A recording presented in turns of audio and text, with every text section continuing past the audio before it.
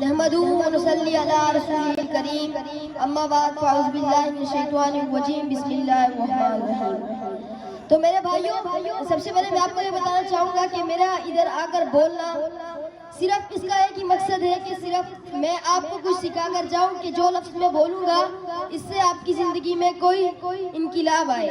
تو جو کچھ میں بول رہا ہوں اس کو غور سے سنیں کہ یہ لفظ آپ کی زندگی میں کسی موڑ میں آپ کی مدد کر دیں۔ تو میرے پیارے اساتذہ کرام اور میرے ہم مکتب ساتھیوں، السلام علیکم ورحمۃ اللہ وبرکاتہ۔ تو آج میں جس موضوع پر لفظ کرنا چاہ رہا ہوں وہ ہے میرا سبق کا خلاصہ، جو ہے سچائی کے بارے میں۔ تو حضرت عمر رضی اللہ تعالیٰ عنہ کے دور خلافت میں ایک نوجوان شخص ایک طویل سفر پہ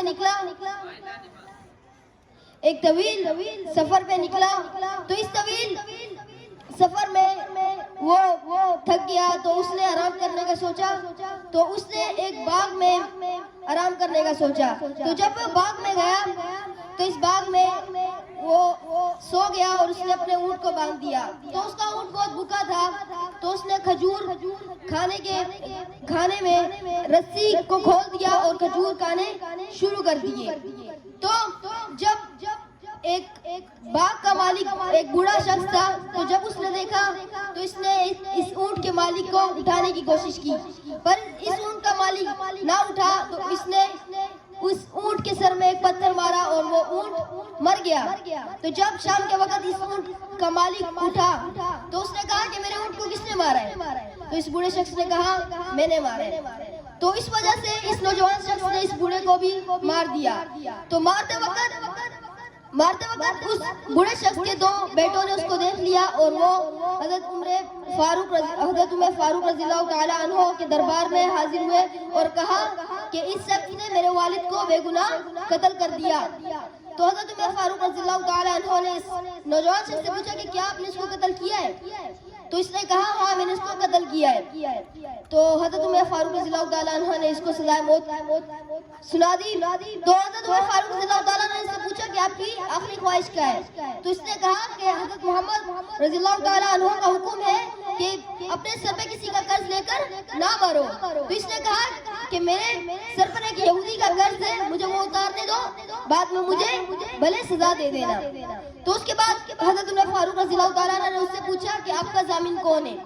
تو اس وقت دربار میں بہت بھیڑ تھی تو اس نے لوگوں کی طرف دیکھا پر اس کا کوئی ادھر واقف نہ تھا۔ تو اس نے حضرت ابو ذر غفاری رضی اللہ تعالیٰ عنہ کے سر پر ہاتھ رکھا اور کہا کہ یہ میرا ضامن ہے۔ تو حضرت عمر فاروق رضی اللہ تعالیٰ نے پوچھا کہ کیا یہ آپ کا ضامن ہے؟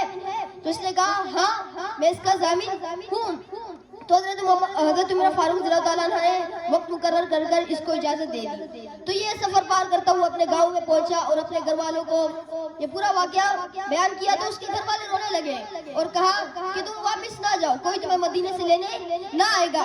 تو اس نے کہا نہیں، میں ایک سچا مسلمان ہوں اور میں اپنا وعدہ نبھاتا ہوں۔ اس نے کہا کہ میں ایک سچا مسلمان ہوں اور میں اپنا وعدہ نبھاؤں گا، اور اس نے ایک سچا مسلمان ہونے کے ناطے اپنا وعدہ نبھایا اور اس یہودی کا قرض اتارا اور واپس مدینہ روانہ ہو گیا۔ تو یہ اس کا ایک آخری دن تھا۔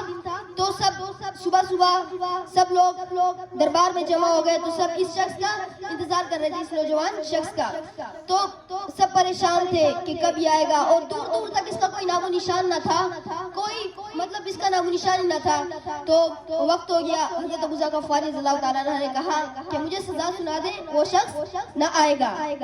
تو جلاد کو کہا کہ تیاری کریں، حضرت ابو ذر غفاری رضی اللہ تعالیٰ عنہ کو ہم سزا دینے والے ہیں۔ تو دور دراز سے وہ شخص آوازیں لگاتا ہوا آ رہا تھا کہ ہاں میں آ گیا ہوں، رک جاؤ میں آ گیا ہوں۔